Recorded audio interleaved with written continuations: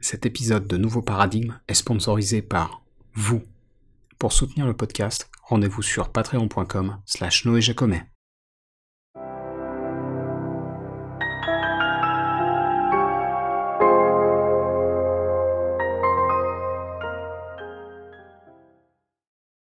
Salut à toutes et à tous, je m'appelle Noé Jacomet, vous écoutez Nouveau Paradigme, le podcast qui explore les problèmes et les courants de pensée qui parcourent notre société, sans tabou et sans préjugés. Alors aujourd'hui, je reçois Stéphane Gaudry, qui est professeur de médecine intensive réanimation à l'hôpital Avicenne de Bobigny, et professeur de médecine à l'université Sorbonne Paris-Nord.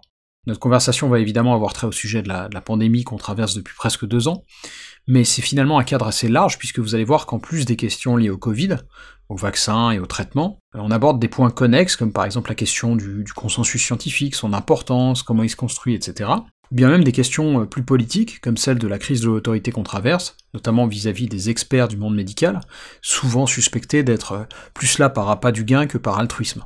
À ce sujet d'ailleurs, vous verrez qu'on aborde justement la fameuse question des conflits d'intérêts, et que ni moi ni Stéphane n'avons une vision idéalisée de ce que représentent les enjeux financiers qui existent bel et bien derrière la recherche médicale. Mais ce sur quoi on semble s'accorder, c'est que être lucide là-dessus ne veut pas dire qu'il faut jeter, disons, le proverbial bébé avec l'eau du bain.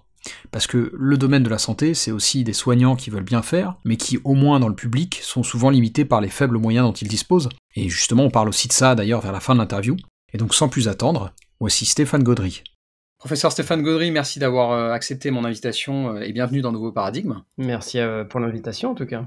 Alors évidemment, le thème central de cet épisode va être lié à la pandémie qu'on traverse depuis près de 2 ans, ce qu'on a appris de celle-ci, les leçons qu'on peut en tirer, etc. J'ai pas mal de questions à vous poser sur la vaccination, sur les solutions curatives qu'on utilise pour traiter le Covid et ses symptômes.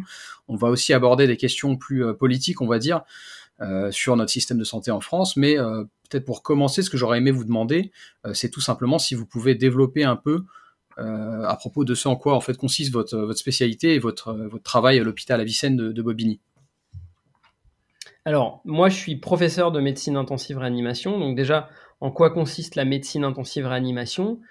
C'est une spécialité assez passionnante, c'est pour ça que je l'ai choisie, où on prend en charge les malades graves de différentes spécialités et qui nécessitent ce qu'on appelle des défaillances d'organes à prendre en charge.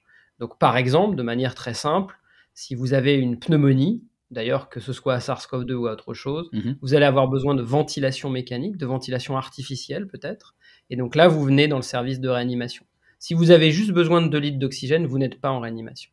Si vous avez de l'insuffisance cardiaque qui nécessite des machines pour soutenir l'efficacité de votre cœur, et ben vous venez en réanimation.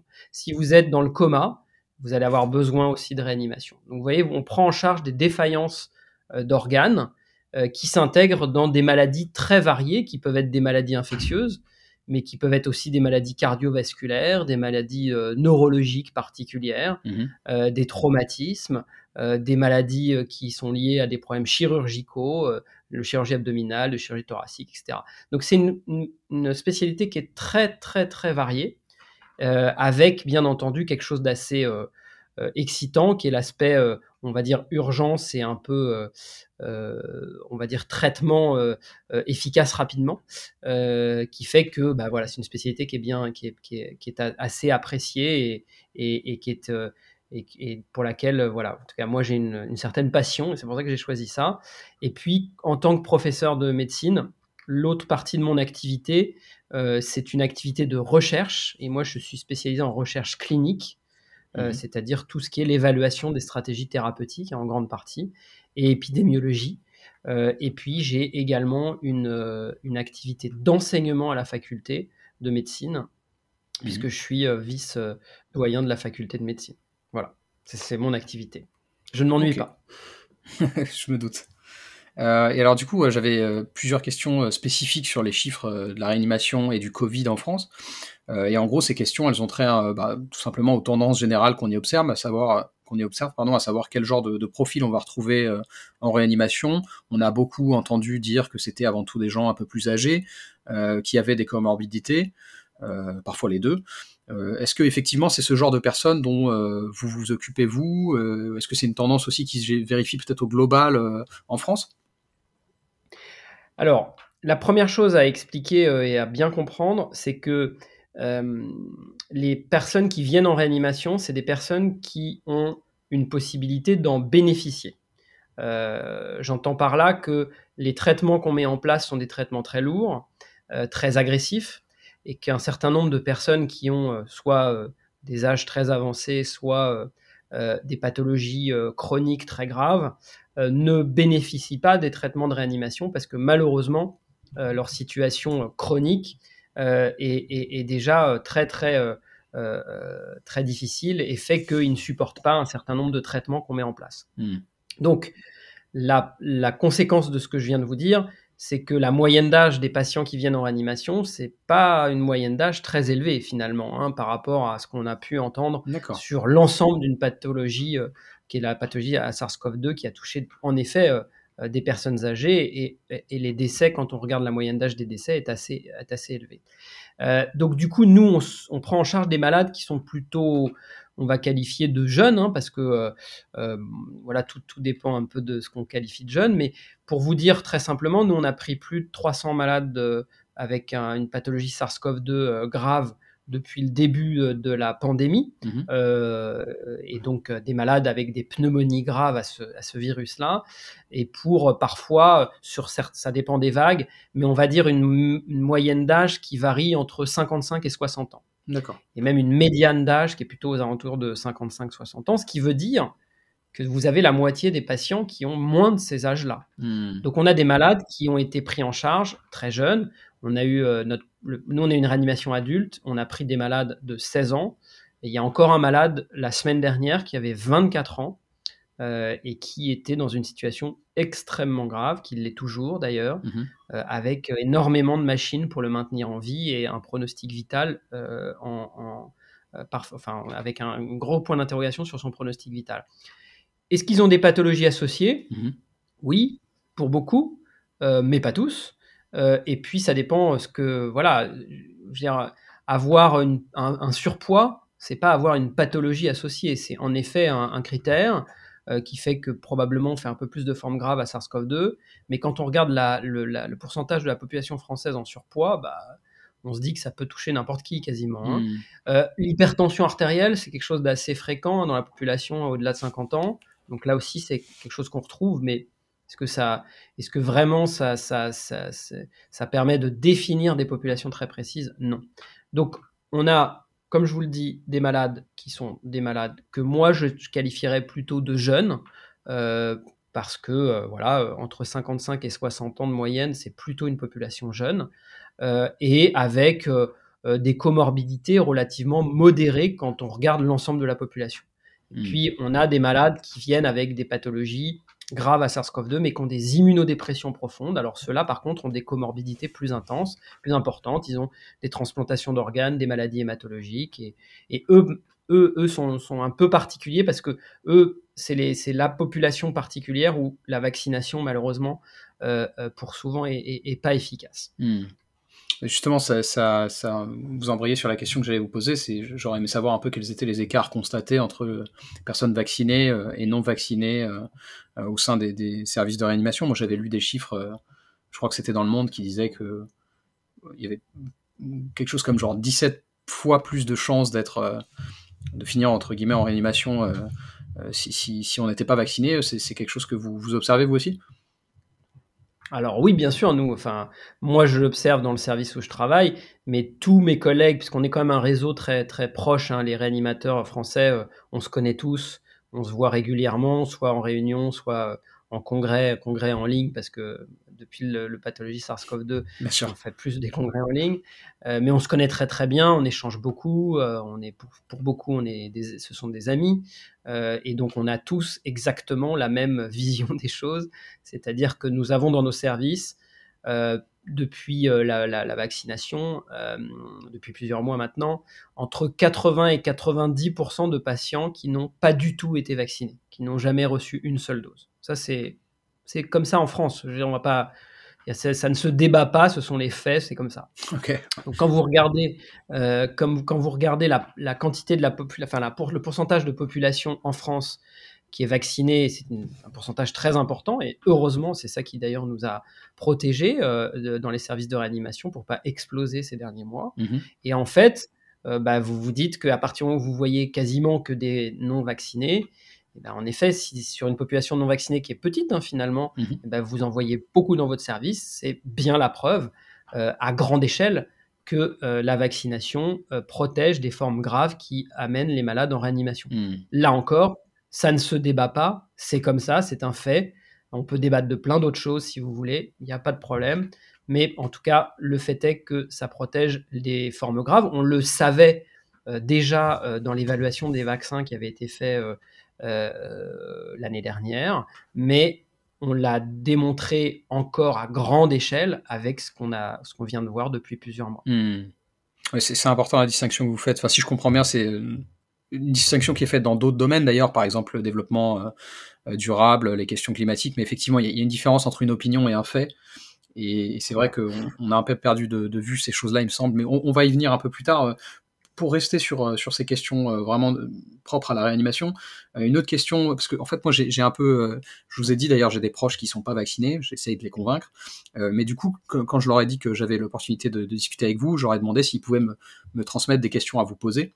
Parce que moi, évidemment, quand je discute avec eux, j'essaie de faire les choses le plus calmement possible, même si parfois on s'emporte. Mais voilà, là où je veux en venir, c'est que je pense pas qu'on convainc les gens autrement que par la pédagogie, et c'est un peu la démarche que j'ai voulu avoir ici, justement. Et une des questions qui m'a été posée pour vous, c'est justement, en fait, c'est finalement, comme vous le disiez, il y a une minorité de gens qui sont pas vaccinés. Parmi cette minorité, d'ailleurs, il y a une minorité encore plus faible qui, elle, ne pourrait techniquement pas en fait se faire vacciner parce que si j'ai bien compris, pour des problèmes d'immunodépression, en fait ça peut être dangereux pour cette toute petite portion là de se faire vacciner, et donc ces gens-là comptent le plus possible sur en fait l'immunité collective et le fait que le reste de la population soit vacciné.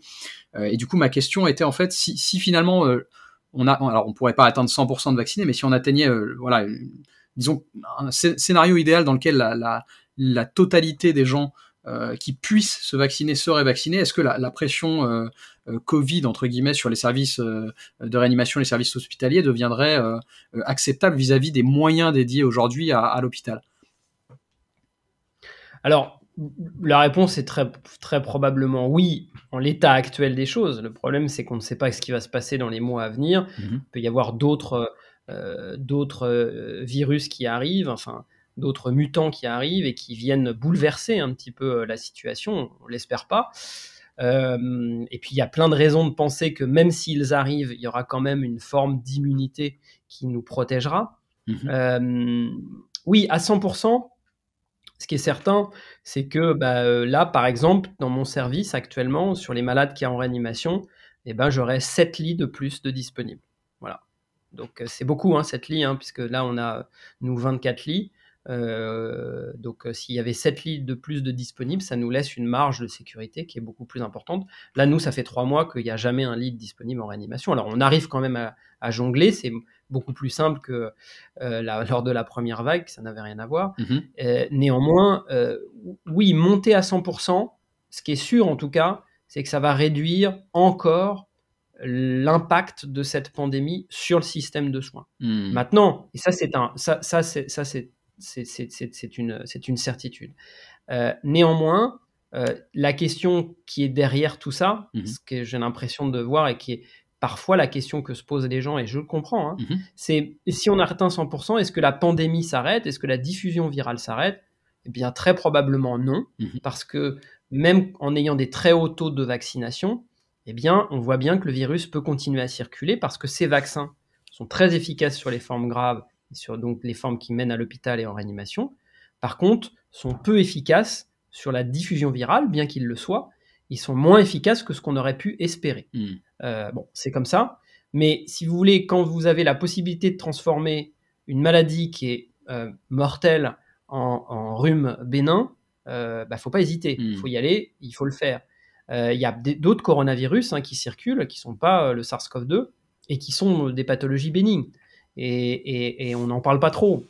Donc à la fin, si tout le monde était vacciné et qu'on avait transformé cette maladie en maladie bénigne, en fait, on n'en parlerait plus, quoi. On arriverait à vivre à peu près normalement. Ceci dit, il ne faut pas l'oublier, et ça c'est important parce que je pense que il faut le souligner. Malheureusement, les personnes immunodéprimées qui ont une efficacité vaccinale moins importante seront toujours malheureusement victimes de ce virus parce que justement, ils ont une protection qui n'est pas suffisante avec les vaccins parce qu'ils n'arrivent pas à avoir une réponse. Et donc, pour les protéger eux, on peut discuter de garder un certain nombre de gestes barrières, le masque, dans un certain nombre de conditions, même si on avait 100% de vaccination. Pour les protéger eux. Après, c'est des discussions de société. On peut aussi dire, ça c'est à discuter, on peut aussi dire pourquoi on changerait nos façons de vivre si on avait 100% de vaccinés pour protéger une petite partie de la population qui est immunodéprimée. Alors, bon, ça c'est une discussion qui est au-delà de la politique. Je pense que c'est même une discussion plutôt philosophique. Oui, d'éthique, oui, tout à fait. Tout à fait. Très bien. Et pour conclure donc sur ce premier sujet entre guillemets, j'aurais aimé savoir dans quelle mesure on trouve des enfants, parce que moi j'ai des parents autour de moi qui sont évidemment inquiets pour leurs enfants, ce qui est normal. Et donc j'aurais aimé savoir dans quelle mesure on trouve des enfants atteints du Covid en réanimation, dans quelle proportion il y en a. Et puis aussi du coup peut-être connaître un peu votre vision de ce qu'il convient de faire pour protéger les enfants. Alors bien heureusement il y en a peu, ça c'est sûr.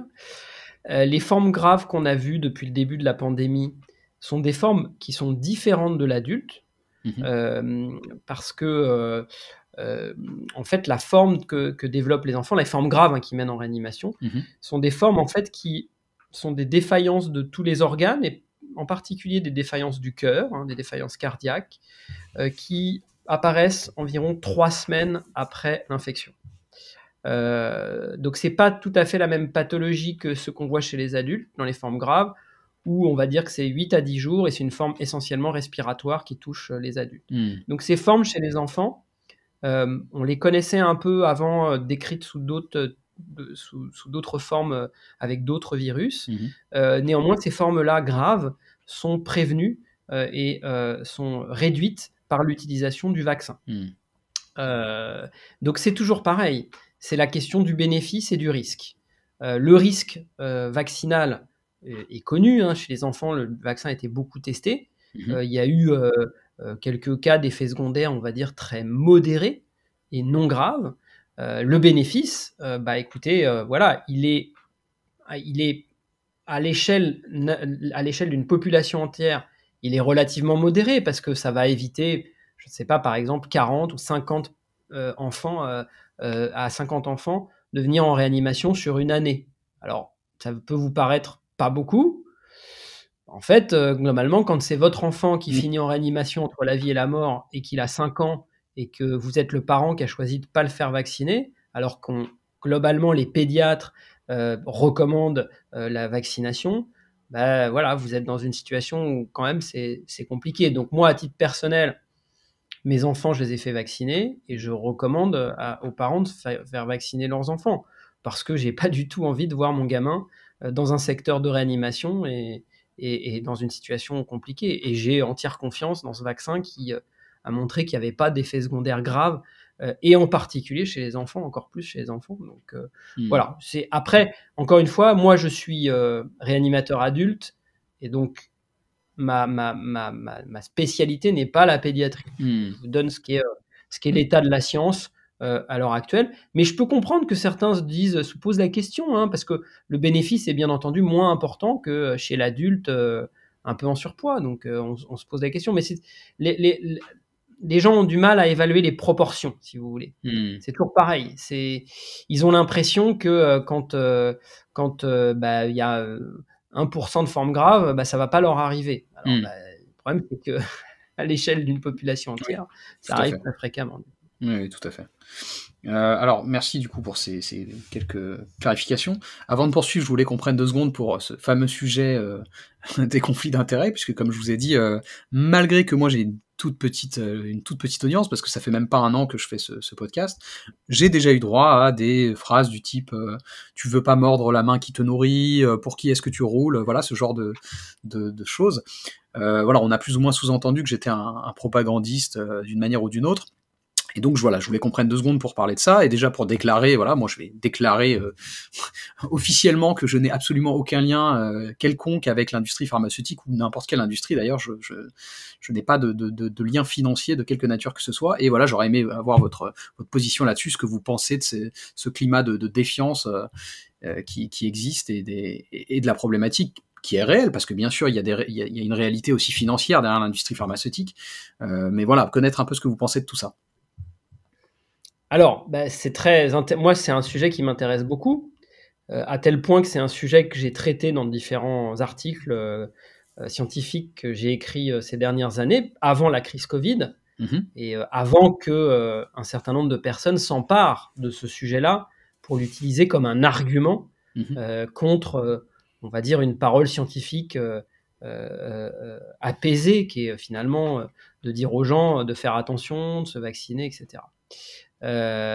Donc je connais bien le sujet, et d'ailleurs mon domaine de recherche spécifique, qui est, pour lequel j'ai beaucoup donné ces dernières années, ça concerne essentiellement l'utilisation de la dialyse en réanimation, et c'est un domaine dans lequel il y a énormément de conflits d'intérêts, et je suis un des seuls experts dans le monde à ne pas avoir de conflit d'intérêt avec l'industrie du rein artificiel, l'industrie de la dialyse, parce que justement, depuis que je travaille dessus, j'ai considéré que je ne devais pas avoir de conflit d'intérêt, quel qu'il soit, avec cette industrie-là, pour que mon discours puisse être parfaitement entendu, et sans qu'il y ait voilà, de possibilité de le remettre en cause pour ces raisons-là.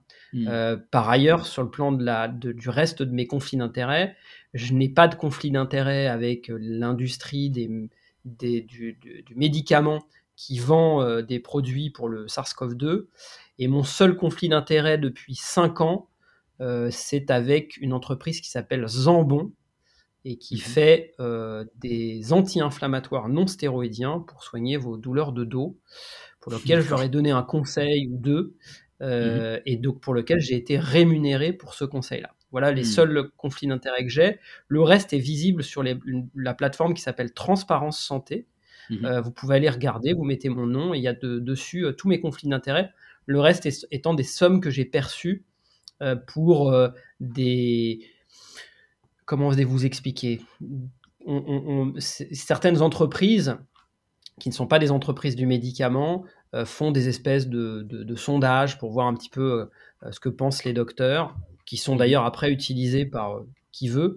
Et ces sondages sont rémunérés, et jusqu'à il y a quelques années, je répondais à ces sondages qui étaient rémunérés de l'ordre de 60 € de l'heure ou quelque chose comme ça, et voilà, donc ça durait une demi-heure ou une heure. Donc vous voyez, vous pouvez voir, c'est très transparent, voilà. Et donc tout ce dont je parle là, tout ça pour dire que mon salaire me provient, enfin mes revenus me viennent quasiment exclusivement de l'hôpital et de l'université, et que du coup c'est de l'argent public, et toutes les activités de recherche que je fais actuellement sont toutes financées par de l'argent public, et à aucun moment par l'industrie du médicament ou autre chose.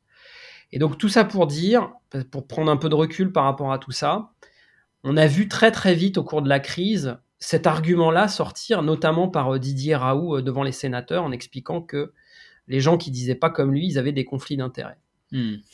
Alors, je suis tout à fait en opposition avec ce que dit monsieur Didier Raoult sur beaucoup de choses.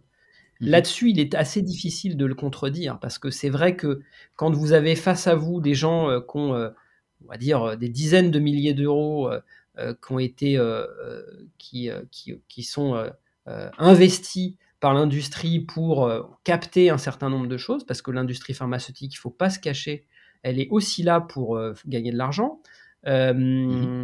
Eh bien, c'est un argument qu'on peut entendre.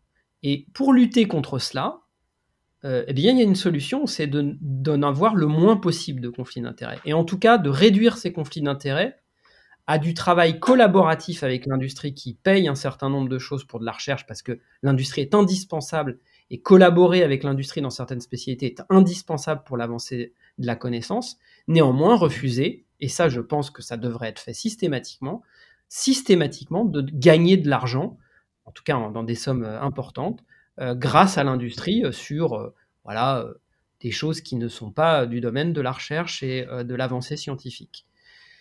Malheureusement, c'est pas le sujet en ce moment est difficile à aborder parce que voilà, on est dans une crise sanitaire qui fait que c'est des sujets qui peuvent être pris par les uns à l'encontre des autres, alors que c'est les autres qui sont en train d'essayer de faire avancer les choses et de donner des arguments positifs pour la vaccination ou des choses comme ça. Donc vous voyez, c'est un sujet que je pense être très important et j'ai même dans une petite lettre, enfin un petit article qui visait à évaluer le médicament, le remdesivir, justement. J'ai fini en concluant dans un papier avec des collègues en expliquant que malheureusement, les conflits d'intérêts donnaient des arguments à des gens mal intentionnés contre les scientifiques qui avaient une vision plus saine des choses et plus posée.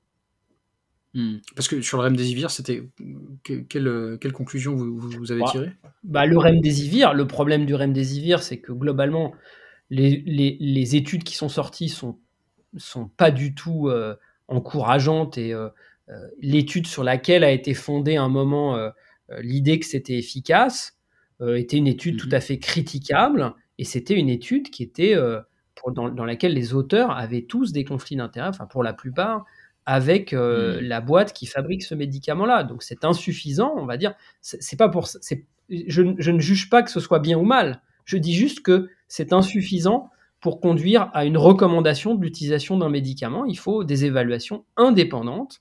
Et donc voilà, il y a des façons de présenter les choses qui parfois peuvent être un petit peu induites par le fait qu'on a des conflits d'intérêts avec l'industrie. Vous savez, c'est démontré, les conflits d'intérêts influencent la façon dont vous prescrivez des médicaments, influencent la façon dont vous présentez les choses. Il y a un très beau papier qui était sorti, un papier français, qui montrait que même dans une population très large de médecins généralistes de l'ouest de la France, on va dire des cadeaux de l'industrie, vraiment des choses simples, un repas, un petit déjeuner, des choses comme ça, influençaient la prescription des docteurs. Et ça, c'est démontré, c'est de la science. Encore une fois, les conflits d'intérêts, c'est pas, moi, je ne les traite pas de manière émotionnelle. C'est de la science. Il y a de la science qui a été écrite dessus. C'est très intéressant d'ailleurs de la lire. Et je pense que un certain nombre devraient se poser sur les papiers qui ont été écrits sur ces sujets-là, parce que c'est très intéressant et ça nous permettrait parfois d'être un petit peu plus crédibles. Ok. Très bien. Alors avant de poursuivre sur notamment les traitements curatifs, j'aurais voulu un peu connaître votre opinion sur la situation, on va dire, à court terme qui est la nôtre, parce que là on en entend évidemment beaucoup parler, le variant qui se répand à travers la planète, c'est Omicron. Et du coup, j'aurais aimé savoir un peu, par exemple, justement, dans vos services, est-ce que vous savez identifier quels sont les gens qui vont plutôt faire des formes graves associées au variant Delta, parce qu'on a aussi beaucoup entendu, et je vous laisserai évidemment corriger, que Delta était nettement plus dangereux que Omicron en revanche était plus contagieux. Enfin voilà, je voulais avoir peut-être un état des lieux, du point de vue vraiment des variants, de ce qu'ils représentent à vos yeux. Alors, ce qu'on sait, et ça c'est aussi également un fait scientifique, c'est que actuellement, les deux variants principaux qui diffusent dans la population sont Delta et Omicron. Et en effet, le variant Delta a une virulence nettement plus importante que le variant Omicron. Je ne vais pas vous donner un chiffre 2 fois, 3 fois. Il est nettement plus virulent que le variant Omicron. Par contre, le variant Omicron se diffuse plus facilement dans la population. Il est plus transmissible. Donc en fait, le truc, c'est que la transmissibilité et la virulence, ça ne s'additionne pas, ça se multiplie. C'est-à-dire que vous êtes dans une situation où si vous avez un virus qui diffuse dans toute la population, mais qui donne...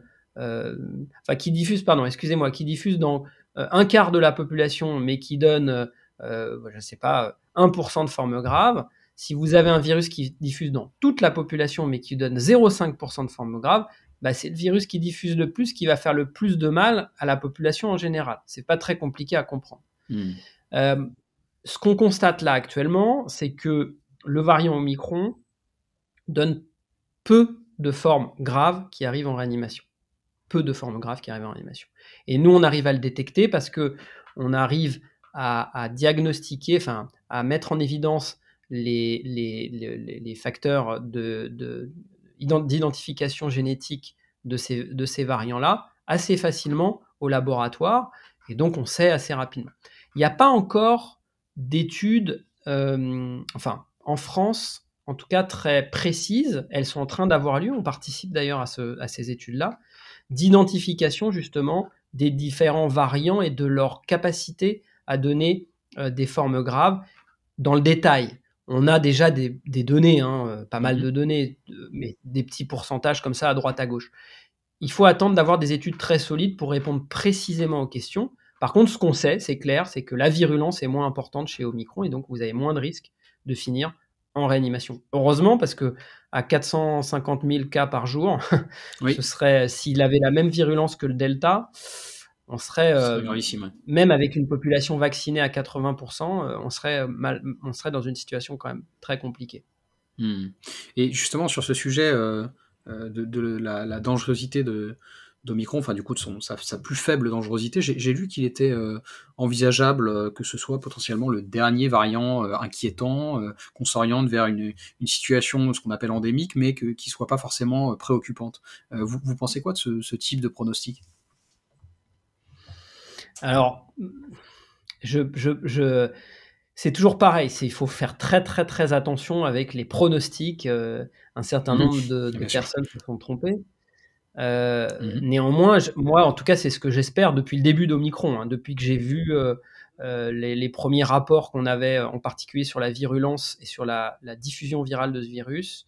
Mon espoir, c'était que ça diffuse très largement dans la population et que ça donne pas de forme grave, et que cette diffusion apporte, on va dire, une immunité supplémentaire, et que ça puisse nous mettre dans une situation où à partir on va dire du deuxième trimestre 2022, la plupart des gens aient été soit vaccinés, soit en contact avec un virus de type SARS-CoV-2, quel que soit d'ailleurs le variant, et que ça permette, on va dire, de réduire l'impact de nouvelles vagues sur le système hospitalier. C'est ce que je pense. Je pense qu'on n'est pas encore certain de cette affaire-là. On peut être amené à être déçu, en particulier s'il y avait à nouveau des poussées de vagues Delta, parce que le Delta resterait quelque chose de... avec une immunité en plus vaccinale qui n'est pas très longue dans la durée. On ne sait pas très très bien combien de mois on est protégé encore une fois qu'on a fait 3 doses, et une immunité de la maladie qui n'est pas non plus... probablement pas indéfinie. C'est-à-dire, si vous avez fait un Delta grave en juillet 2021, il n'est pas exclu que vous le refassiez en novembre 2022.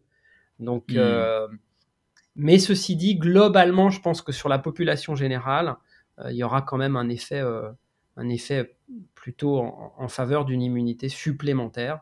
Après, il faudra voir, il faudra évaluer tout ça. Ça nécessitera des études un peu plus poussées, quoi. D'accord. Très bien. Et pour revenir un petit peu sur le vaccin, alors moi je fais pas de mystère sur ce que j'en pense, j'ai reçu ma 3e dose là il y a une dizaine de jours, et depuis le début ma décision s'est basée sur plusieurs choses, mais notamment ce qu'on évoquait un peu plus tôt, c'est-à-dire ce qui me semblait émerger au sein de la communauté scientifique en termes de consensus, à savoir que ces vaccins, y compris les vaccins ARN messagers, sont sûrs, efficaces, et qu'il n'y a pas de raison de penser qu'on va découvrir des effets secondaires à long terme qu'on n'aurait pas soupçonnés. Et du coup, j'aurais aimé avoir un peu votre commentaire là-dessus. Est-ce que je me trompe sur ce que je perçois comme un consensus ?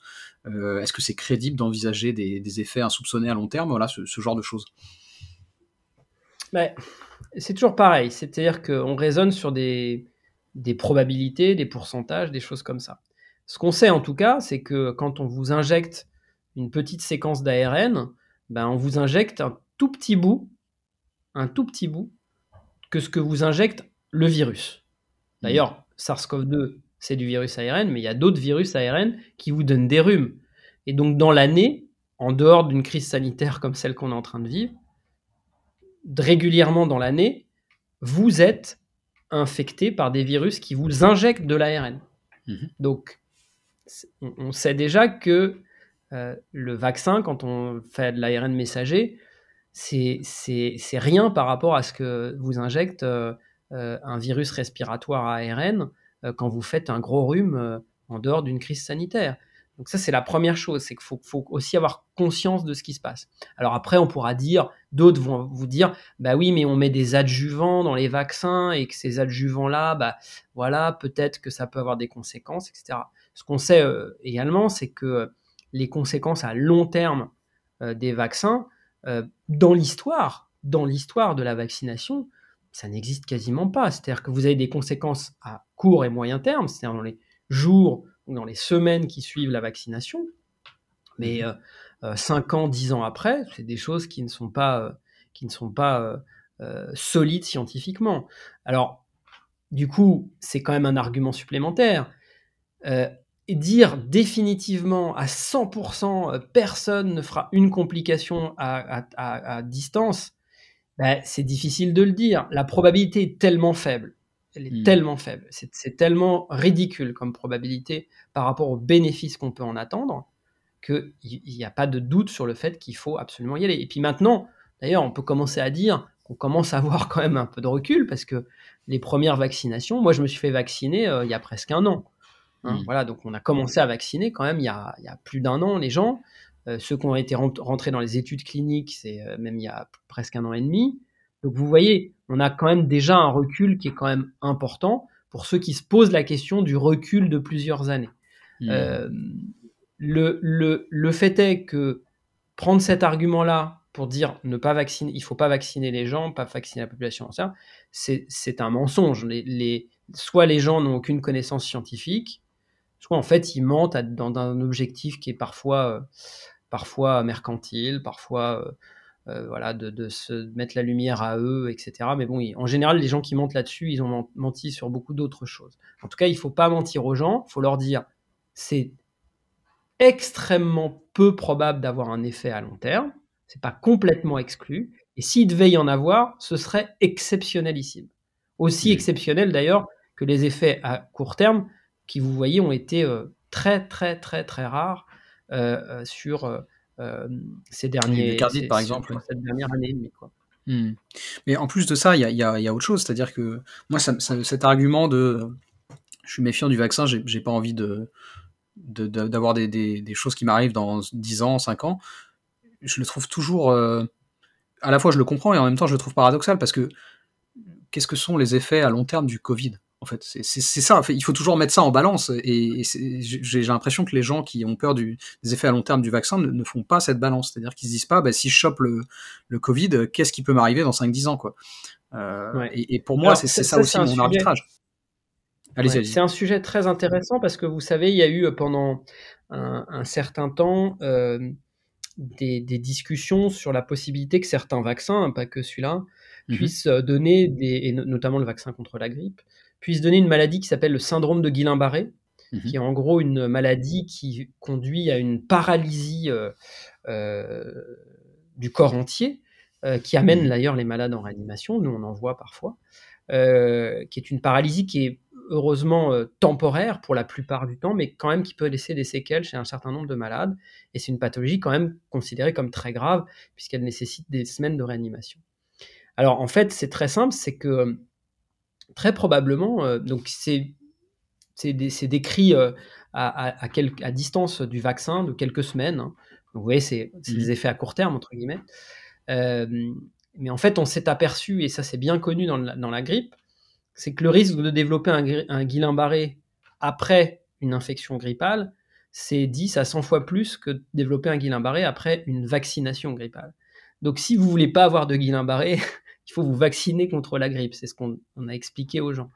Et là, c'est la même chose, c'est-à-dire que ce que vous dites est parfaitement vrai, c'est-à-dire que les virus, leur génome est très large, ils vont induire des réactions inflammatoires très particulières, variées, et conduire potentiellement à des effets à distance que peuvent être le syndrome de Guillain-Barré dont je viens de vous parler, mais également, vous voyez ce qu'on parlait tout à l'heure chez les enfants, les syndromes de défaillance multiviscérale avec des atteintes myocardiques un peu spécifiques, c'est très probablement des réactions inflammatoires qui ont c'est des conséquences à court moyen terme de l'infection, mais c'est pas le virus directement qui fait l'action. Et puis il y a plein d'autres exemples. Il y a des virus qui induisent un certain nombre de pathologies inflammatoires, de maladies chroniques, des maladies articulaires, des maladies des poumons, des maladies neurologiques qui parfois sont très très graves. Nous on a vu en réanimation des patients qui avaient été atteints du SARS-CoV-2 qui ont eu des destructions cérébrales plusieurs semaines après et qui étaient liées à ce virus-là, des réactions inflammatoires cérébrales très très graves. Et donc, voilà, ce qui est sûr, c'est que si vous ne voulez pas avoir des effets quelconques à distance, il vaut mieux se vacciner que d'avoir la pathologie, ça c'est sûr. Très bien. Et alors du coup, toujours sur ces questions de potentiel long terme, une autre interrogation qui m'a été posée, c'est en fait, je suis pas forcément inquiet dans l'absolu des effets à long terme des vaccins, mais là on est dans un contexte particulier où il y a des rappels fréquents. Et est-ce que c'est cette répétition-là qui peut pas générer potentiellement un danger à long terme? Voilà, cette question-là m'a été posée aussi pour vous. Oui, la question peut se poser et on la comprend. Néanmoins, il y a un certain nombre de vaccins pour lesquels vous faites des rappels réguliers. Un certain nombre de vaccins d'ailleurs qui nécessitent plusieurs rappels chez les enfants. Il y a récemment d'ailleurs eu l'introduction du vaccin contre le papillomavirus. Alors pour les gens qui connaissent pas très très bien, c'est un virus qui est responsable en grande partie des cancers du col utérin. Quand on connaît la pathologie cancer du col utérin qui touche des jeunes femmes, des femmes qui ont entre 20 et 40 ans et qui tuent des gens, cette vaccination permettant de réduire le nombre de tumeurs et de pathologies qui engagent le pronostic vital au cours de ces âges-là, elle est recommandée chez les jeunes filles avant les rapports sexuels.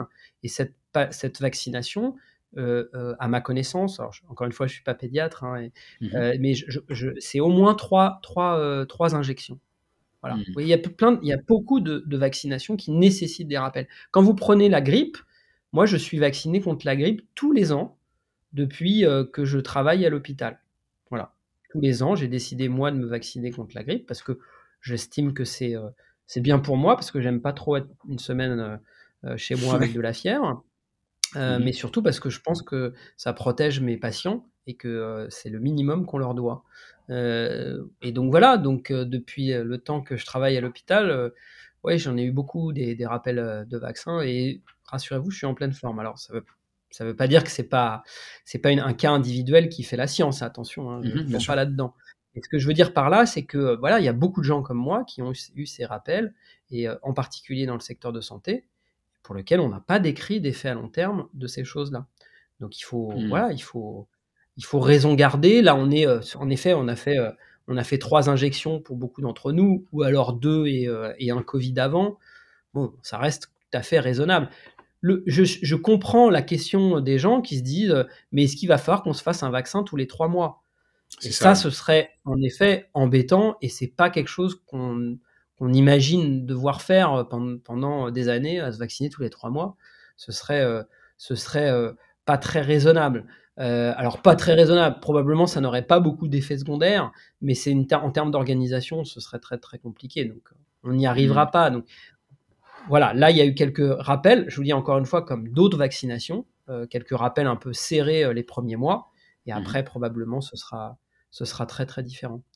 On imagine peut-être qu'un rappel une fois à l'année, comme dans le virus de la grippe, peut-être adapté à des variants qui peuvent arriver, c'est peut-être ça qui sera à l'avenir, mais encore une fois, on verra ce qui se passe. D'accord. Pour rester sur la question vaccinale, je vous avoue que je suis assez attristé en fait du climat politique qui entoure ces questions. J'ai l'impression qu'on vit une période où nos institutions sont devenues, aux yeux de beaucoup, très très peu fiables. Moi, à titre personnel, je ne fais pas non plus de mystère sur ce que je pense du gouvernement. J'ai voté blanc, par exemple, au second tour en 2017. Pour autant, j'ai l'impression qu'on a quand même développé une méfiance assez excessive vis-à-vis des autorités, en particulier scientifiques, et que ça nous fait courir de vrais risques, et on en a un peu la démonstration avec cette crise sanitaire. Qu'est-ce que vous pensez de ce climat, justement ? Je partage votre opinion. Il y a une défiance généralisée quasiment vis-à-vis du monde politique, qui est probablement quand même, il faut quand même le dire, hein, la conséquence de plusieurs décennies de décisions politiques qui peut-être n'ont pas été les bonnes. Et il faut quand même réfléchir à ça, parce que quand vous avez un mouvement dans une population qui est aussi fort que ce qu'on voit, parce que c'est mondial, hein, et je parle pas des antivax, hein, je parle plutôt de cette défiance vis-à-vis du système politique. Faut se poser la question de savoir si voilà, quelles en sont les sources. Alors moi, je suis pas ni sociologue ni politicien, je suis voilà, un citoyen comme d'autres. Néanmoins, oui, le problème, si vous voulez, c'est de tout mélanger, c'est-à-dire d'imaginer que les scientifiques qui essayent d'apporter une solution à un problème sont aussi là pour, je sais pas, manipuler les masses, s'en mettre plein les poches, etc. Alors que c'est pas du tout le cas. Les scientifiques, la haute autorité de santé, etc., apportent des avis qui sont des avis très pesés, avec des évaluations bénéfices, risques, des stratégies possibles, etc., et qui n'ont rien à voir avec une grande manipulation. Je vais vous dire très simplement, la haute autorité de santé et l'évaluation du médicament ces dernières années, on revient au conflit d'intérêts, a décidé que dans les commissions sur les sujets de mise sur le marché d'un certain nombre de produits de santé, eh bien, il y aurait des gens qui n'ont pas de conflit d'intérêts. Voilà. Donc, je peux vous dire que ces rapports-là, qui sont de l'évaluation du bénéfice, du risque de chaque médicament, ces rapports sont publics, ils peuvent être lus, on voit bien qui y participe, on connaît leurs conflits d'intérêts. Donc il y a une grande transparence malgré tout quand on se donne un petit peu le temps d'aller regarder ce qui se passe du côté de la science et des chercheurs. Après, voilà, moi ce qui m'inquiète un peu plus encore, c'est la défiance vis-à-vis de notre système politique, de nos démocraties. J'inclus nos démocraties, parce que je pense qu'en Europe, c'est un peu partout pareil. Aux États-Unis, c'est extrêmement marqué. J'ai trouvé que les reportages qui avaient été diffusés par Arte, notamment sur l'invasion du Capitole et ce qui avait pu potentiellement expliquer ce phénomène-là, était assez intéressant et apportait un certain nombre d'éléments sur comment peut se former cette volonté de renverser le pouvoir. Je trouve que il y a derrière tout ça quelque chose qui est de l'ordre de la manipulation d'un certain nombre d'hommes politiques, c'est-à-dire qu'ils essayent de récupérer cette force-là, qui est une force collective, hein, même si ça représente une grande minorité de la population, c'est quand même une force. Et cette force-là, elle essaye d'être récupérée, et la plupart du temps par des courants populistes, pour beaucoup des courants d'extrême droite, et un peu d'extrême gauche, mais on retrouve beaucoup plus d'extrême droite que d'extrême gauche dans ces courants-là. Moi, ce qui me fascine, c'est qu'en fait, il y a une asymétrie. Moi, j'analyse ça comme une forme d'anti-élitisme, on va dire, c'est-à-dire une méfiance des experts. Mais en fait, c'est pas vrai dans tous les cas de figure. Moi, quand je discute de ça avec des gens avec qui je suis pas forcément d'accord, je leur donne l'exemple du facteur ou même du pilote d'avion. Bon, chaque spécificité professionnelle a son expertise, et on se méfie pas de son facteur. On part pas du principe que le facteur va fouiller notre courrier, on part pas du principe que le pilote de l'avion qu'on a pris va écraser l'avion dans une montagne. Pourtant c'est arrivé avec Andreas Lubitz. Et donc voilà, il y a une espèce d'asymétrie que je trouve inquiétante, et c'est vrai qu'à la limite je peux le comprendre dans une certaine mesure, même si ça m'inquiète aussi, je peux le comprendre vis-à-vis des élites politiques, mais j'ai beaucoup plus de mal à comprendre vis-à-vis des élites médicales. C'est là où vraiment ça me questionne beaucoup. Ah oui, mais alors je partage entièrement votre point de vue, c'est-à-dire que je donne souvent cet exemple-là quand on me pose la question, parce qu'à un moment, vous savez, il y a eu cette question, dès le début d'ailleurs de la crise, cette question des traitements précoces, initialement hydroxychloroquine, puis après ivermectine. Et on me disait, mais quand même, on voit bien qu'il y a un débat entre vous, les scientifiques, les chercheurs. Du coup, c'est difficile de se mettre d'accord. En fait, quand on me disait, il y avait déjà plus de débat. C'est-à-dire que le débat sur l'hydroxychloroquine, il est clos depuis très longtemps. Et donc, je donnais cet exemple-là. Je disais, bah, écoutez, c'est simple, quand vous avez une fuite d'eau chez vous et que vous allez voir un plombier, que vous demandez l'avis à 100 plombiers et qu'il y en a 99 qui vous dit qu'il faut mettre le tuyau dans un sens et qu'il y en a un qui arrive par là et qui vous explique non, il faut mettre le tuyau dans l'autre sens, qu'est-ce que vous allez faire? Qu'est-ce que vous allez choisir? Vous allez choisir l'avis des 99 plombiers sur 100 ou du 1 sur 100 qui vous dit l'inverse? Bah, là, tous les gens vont dire bah, je vais plutôt choisir les 99 professionnels que le seul qui dit un truc que les autres ne disent pas. Alors, ce qu'il faut bien comprendre, c'est que, et c'est là la différence entre le fait et l'opinion, c'est possible d'avoir une intuition, et d'avoir une intuition qui va à l'inverse de ce que pensent la plupart des scientifiques. Et c'est souvent grâce à ces intuitions-là qu'on mène à des progrès scientifiques. Mais cette intuition-là, c'est l'amorçage, c'est pas la fin. Et donc, le fait d'avoir une intuition impose à celui qui a l'intuition de démontrer qu'il a raison. Il a d'ailleurs toutes les possibilités de le démontrer, puisque le système en recherche en France permet d'avoir des finances publiques. Moi, c'est ce que j'ai. J'ai des finances publiques pour faire ma recherche. Quand j'ai une intuition, eh ben, je ne dis pas aux gens mon intuition suffit, même si je suis reconnu comme expert mondial dans un certain nombre, enfin sur mon domaine particulier.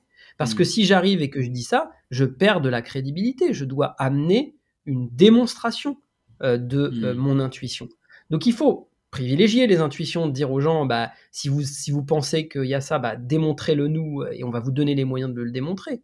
Après, quand il n'y a plus de débat, c'est extrêmement étrange de revenir en permanence en disant « Ah oui, mais non, vous n'êtes pas d'accord entre vous, regardez, etc. » Alors que c'est faux, on est tous d'accord entre nous. Je me rappelle avoir été invité sur un plateau de télé où la question, et c'était, alors je pense que c'était en mai ou juin 2020, donc juin 2020, et la question des gens, c'était est-ce que l'hydroxychloroquine, on saura un jour? Alors qu'on savait déjà que c'était inefficace, c'était déjà le cas. Et je me suis retrouvé dans cette émission j'ai voulu y aller parce que j'estimais que on avait donné la parole à beaucoup de gens qui n'avaient pas du tout leur place, qui connaissaient absolument rien à la recherche et à l'évaluation thérapeutique. Donc j'y suis allé et je me suis retrouvé face à quelqu'un qui n'avait aucune compétence scientifique et qui était pourtant présentée comme docteur, puisqu'elle avait un diplôme de docteur. Elle s'appelle Violaine Guérin. Elle fait maintenant partie, elle était, dès le début, c'était facile à identifier qu'elle tournerait mal, puisqu'elle fait maintenant partie de l'association Bon Sens, qui raconte un nombre de bêtises sur les thérapeutiques qui est terrible. Et cette personne-là était invitée sur les plateaux de télé quasiment tous les jours pour venir expliquer ce que c'était que le SARS-CoV-2, l'infection grave et comment ça se traitait. Je veux dire, c'est hallucinant. Et elle n'avait aucune compétence scientifique puisque depuis 20 ans, elle n'avait jamais rien publié et 20 ans avant, ce qu'elle avait publié, c'était rien du tout, quoi. C'était quasiment insignifiant. Donc, soit on invite des gens, et moi par contre, venir discuter avec des gens qui ont publié beaucoup mais qui racontent n'importe quoi, ça me va, parce que je peux avoir un débat scientifique.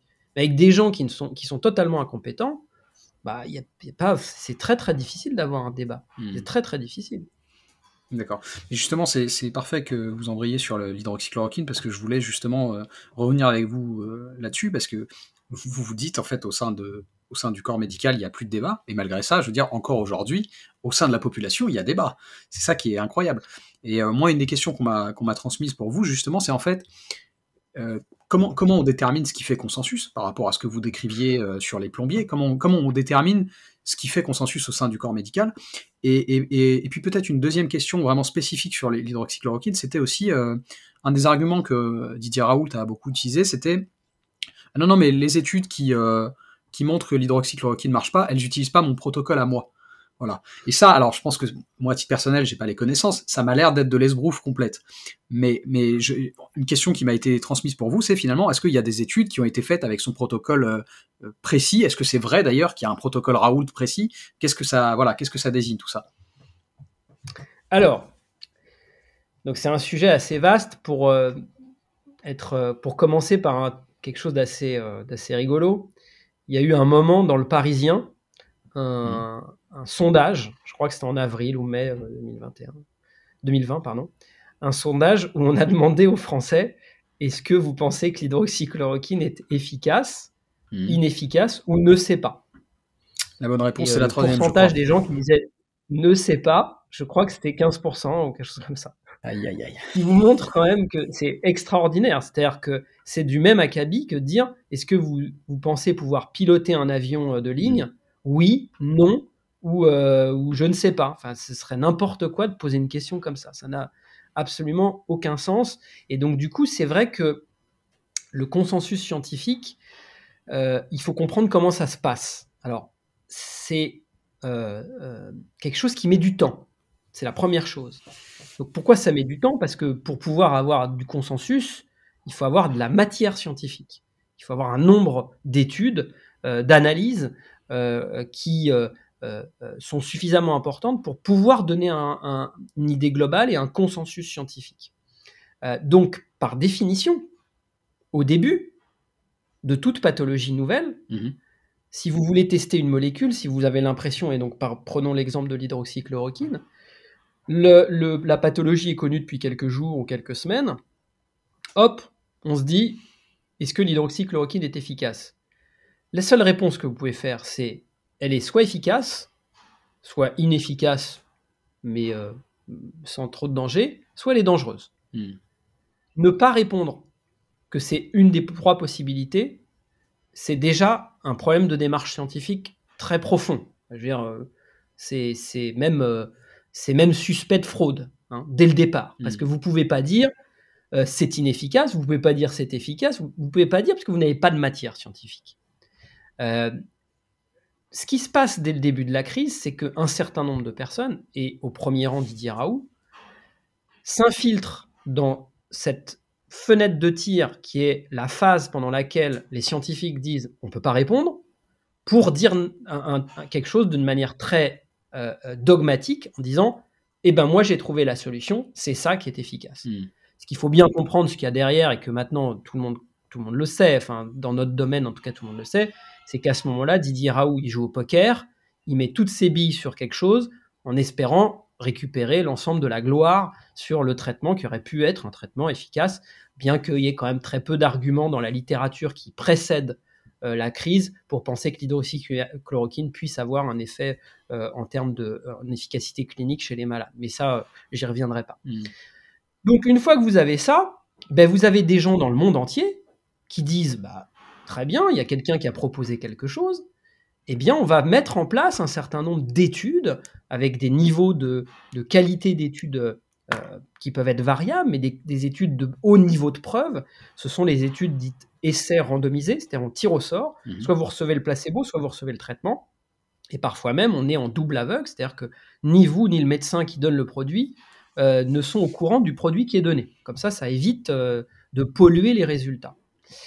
Et donc, dans le monde, à ce moment-là, plein de personnes se sont mis à faire des études, et à faire des études à différents stades de la maladie, c'est-à-dire du stade préventif, c'est-à-dire essayer de voir si ça prévient la maladie. Ça pouvait être intéressant de le savoir parce que je vous rappelle qu'un certain nombre de produits peuvent prévenir des maladies infectieuses, comme par exemple dans le paludisme. Quand vous allez en voyage dans des zones impaludées, vous prenez des produits qui peuvent vous prévenir de cette maladie-là.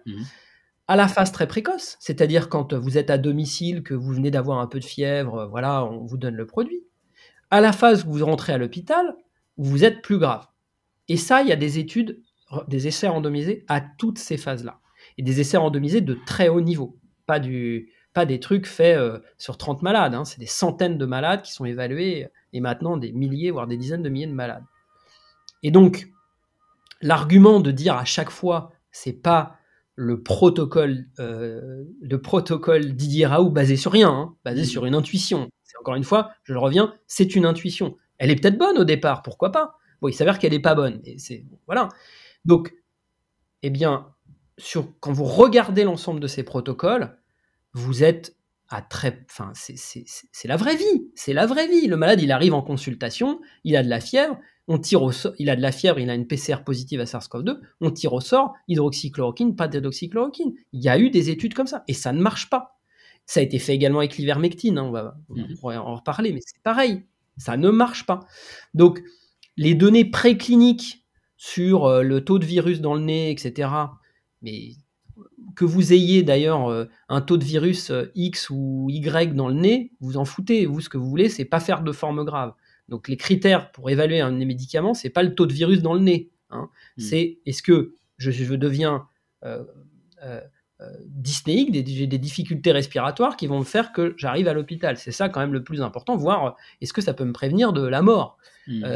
Eh bien, la réponse est non, et ce, quel que soit, même quand on utilise des doses importantes, parce qu'on aurait pu imaginer que les doses n'étaient pas suffisantes. On a vu dans l'essai Recovery des doses assez importantes, qui ont été critiquées d'ailleurs, mais ce qui est très drôle, c'est que les mêmes avaient expliqué, ils prenaient l'argument en disant « Ah oui, mais Recovery, ils utilisent des doses pas assez importantes. » Ils n'avaient pas bien regardé la dose, parce que les Anglais ont l'habitude de donner des doses, bon, c'est pas tout à fait la même échelle que nous. Et donc, du coup, ils se sont trompés. Vous pouvez les voir, d'ailleurs, la personne dont je vous parlais tout à l'heure, Violaine Guérin, qui a expliqué sur tous les plateaux, a expliqué pendant l'interview que je faisais avec elle que Recovery utilisait une dose qui était très inférieure à ce qu'elle devait être.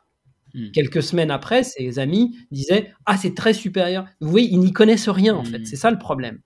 Donc, oui, il y a eu des études avec des protocoles qui sont les mêmes que ceux utilisés à l'IHU de Marseille en ce moment, et qui montrent que c'est totalement inefficace. Voilà, c'est comme ça, on n'y peut rien. Et donc, en fait, comment se construit le consensus ? C'est assez simple. À force d'avoir des études randomisées qui arrivent, il y a des gens qui critiquent les études. Moi, je fais partie des gens qui critiquent un certain nombre d'études, qui regardent « Ah ben, il y a un problème dans l'analyse, etc. » Ce qui limite la portée de l'étude. Et à force d'accumulation, on se retrouve avec des recommandations sur les traitements, et ces recommandations vous donnent un niveau de preuve.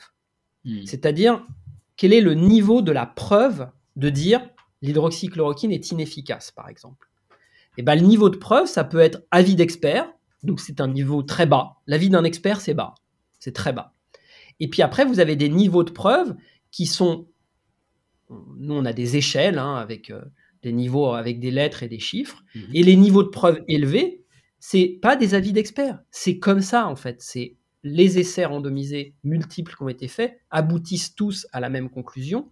Et donc, quand ils ont été bien faits, attention, parce que on en a vu des essais qui étaient avec des très très faibles niveaux de qualité, où vous avez peu de malades, où la molécule est donnée de manière où tout le monde sait ce qu'il y a dans la molécule, où vous n'avez aucune visibilité sur les datas, c'est-à-dire que vous devez récupérer les datas, on vous dit non, on va pas vous les donner. Donc tout ça, c'est des niveaux qui font baisser le niveau de preuve de chaque étude, mais le niveau de preuve de la recommandation, c'est l'accumulation de tout ça. Et il y a des gens qui sont là pour vous dire, qui sont spécialisés dans les maladies infectieuses, dans la réanimation, dans l'épidémiologie, dans les biostatistiques, dans la virologie. Tous ces gens-là se mettent ensemble et disent voilà, le niveau de preuve, on va le coter ça. Il y a une technique pour aboutir à un niveau de preuve, et on ne peut pas mentir. On ne peut pas mentir, c'est pas possible, c'est de la science en fait. Et en fait, si vous voulez, tout ça pour dire que maintenant, il faut que les gens aient bien conscience de ça, parce que je ne suis pas sûr qu'ils en aient conscience.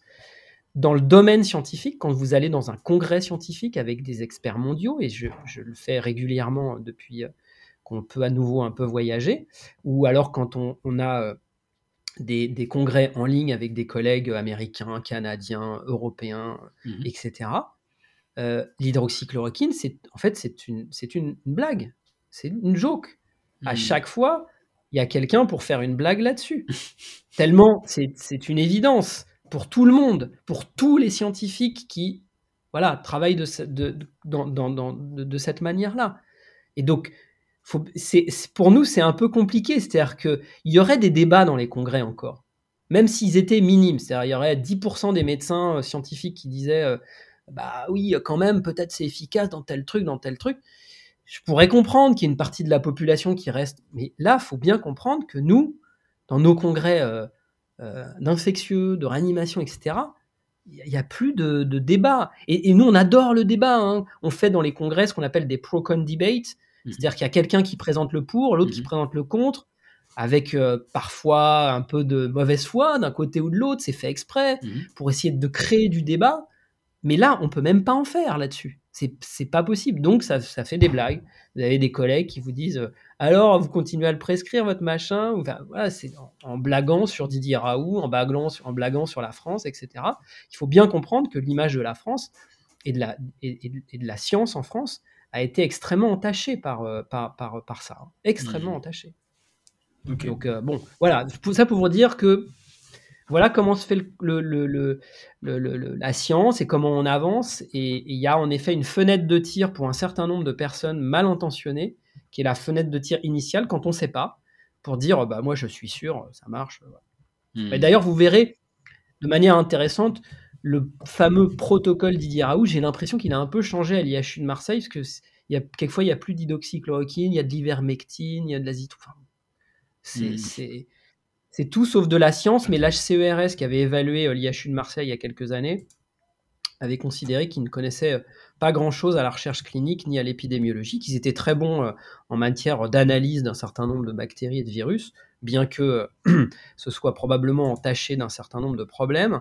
On l'a vu sortir récemment, mais en tout cas avait mis le doigt sur quelque chose dès 2016, que l'IHU de Marseille, en termes de recherche clinique, était très faible, et en termes d'épidémiologie, encore plus.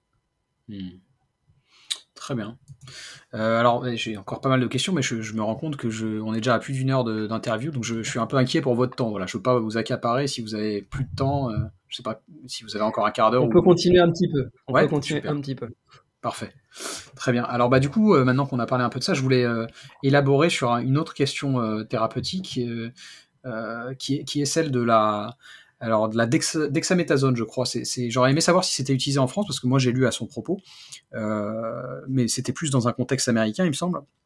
Et je trouvais que c'était un bon cas d'étude pour montrer que non, en fait, en France ou ailleurs, on ne fait pas que utiliser les vaccins. On n'est pas forcément dans l'optique de rapporter des sous à l'industrie. Voilà, la dexaméthasone, si j'ai bien compris, c'est quelque chose qui n'est pas cher et qui peut-être est utilisé. Je ne sais pas ce que vous pouvez me dire là-dessus. Alors, donc en pratique, quand vous avez une infection virale grave, vous avez deux types de cibles thérapeutiques.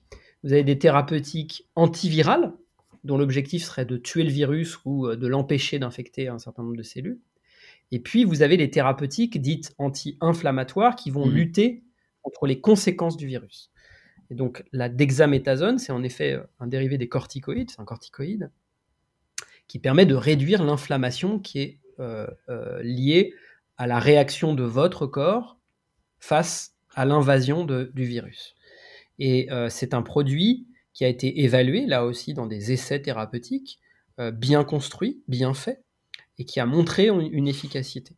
Et c'est pour ça qu'il est très utilisé. Il est utilisé, c'est la quasi-totalité des patients qui viennent dans des formes graves à l'hôpital, et particulièrement en réanimation, avec une pathologie à SARS-CoV-2 grave.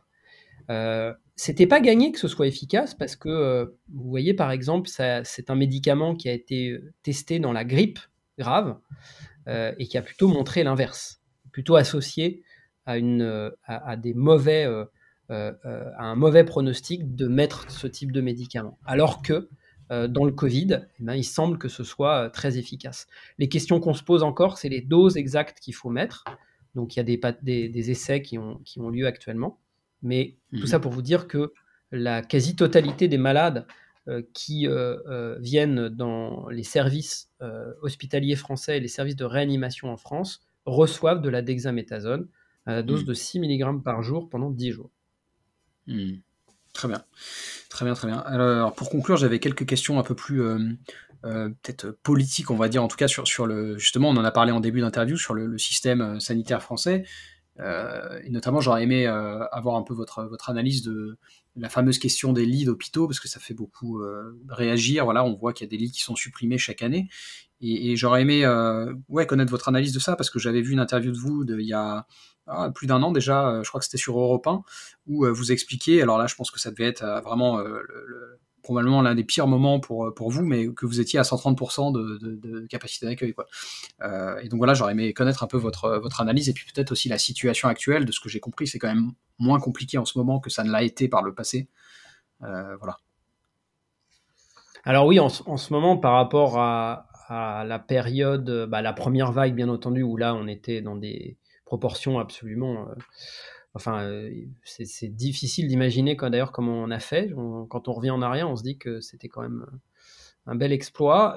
Et puis également la période mars, avril, mai 2021, où là encore, on a été obligé d'élargir notre surface de lit de réanimation et de tirer beaucoup sur la corde pour les médecins et le personnel non médical. Tous les soignants qui travaillent dans le service ont dû beaucoup donner pour pouvoir maintenir le rythme et pouvoir augmenter la capacité d'accueil. Le fait est que c'est que là, pour cette vague-là, on n'a pas été obligé de revenir, en tout cas nous, dans notre service, dans la situation de mars-avril 2021. Heureusement, heureusement. De toute façon, on n'était quasiment pas capable, pour la simple et bonne raison que, pour deux raisons, parce que le personnel paramédical, les infirmiers et les infirmières manquent cruellement, on y reviendra, et puis parce que il y a un moment où vous ne pouvez pas prendre des risques pour la santé mentale et physique de vos équipes médicales. Et les médecins, je peux vous dire que mars, avril, mai 2021, on était dans des zones de risque de burn-out extrêmement proches. Et donc, voilà, on n'avait pas du tout l'envie de prendre un risque avec nos équipes cette fois-ci. Maintenant, sur la situation actuelle, vous savez qu'avant la crise, on a manifesté à l'assistance publique. Il y a eu des manifestations.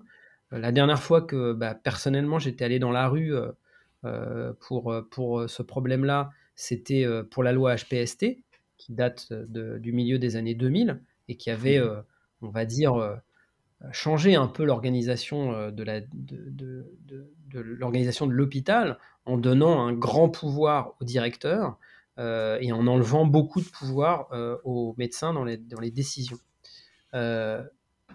Force est de constater que en 2019, la situation était très mauvaise, avec des équipes à bout, des lits on avait du mal à maintenir les lits ouverts pour un certain nombre de services, et donc on partait d'une situation qui était déjà pas bonne. Le début de la crise, en particulier les février, mars, avril 2020, tout le monde s'est mobilisé, et donc l'hôpital, d'un coup, est redevenu un centre d'émulation où tout le monde voulait tout donner. Donc il y avait pas de...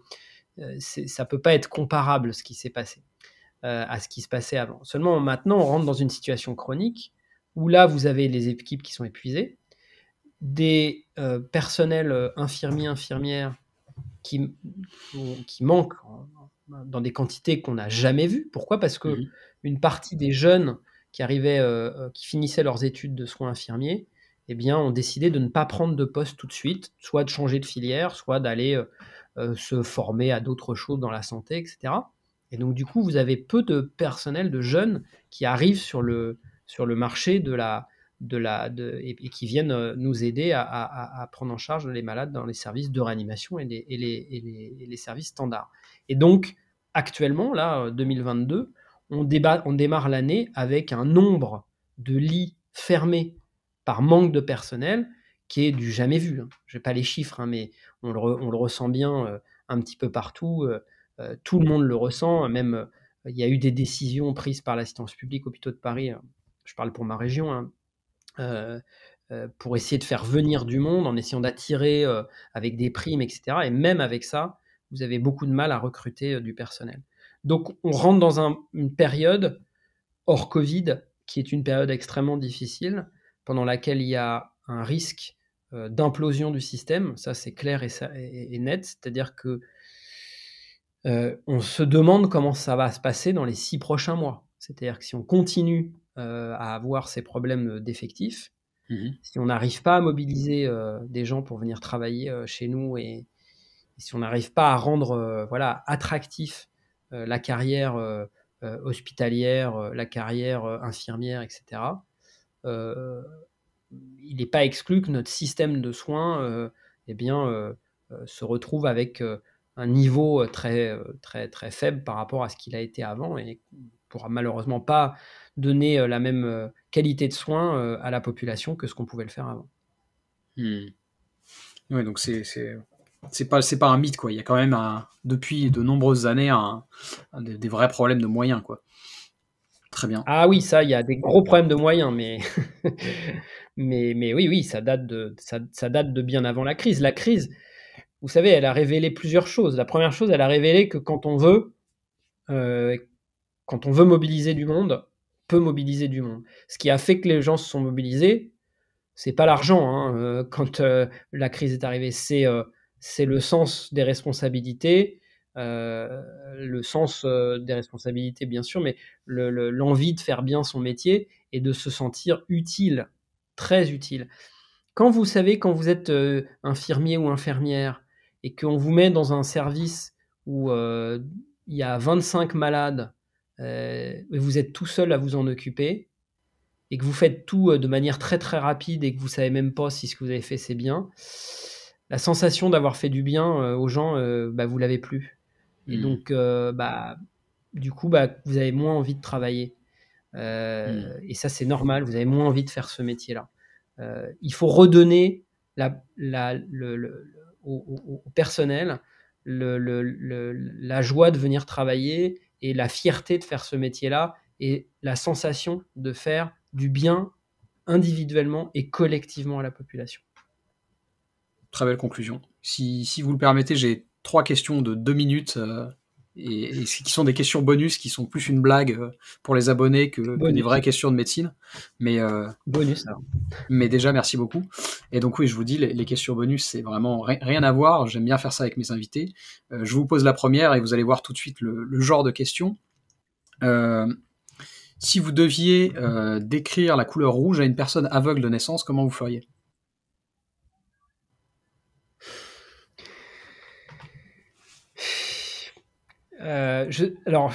J'essaierai peut-être de passer par l'émotion.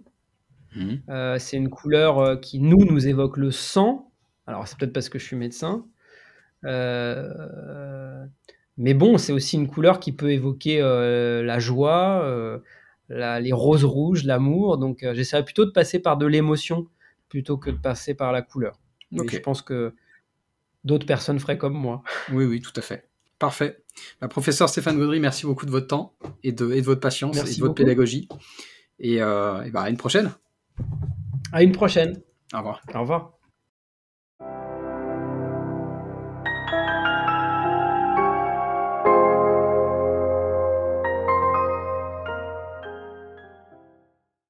Si ce podcast vous paraît utile ou intéressant, il y a plusieurs façons de le soutenir.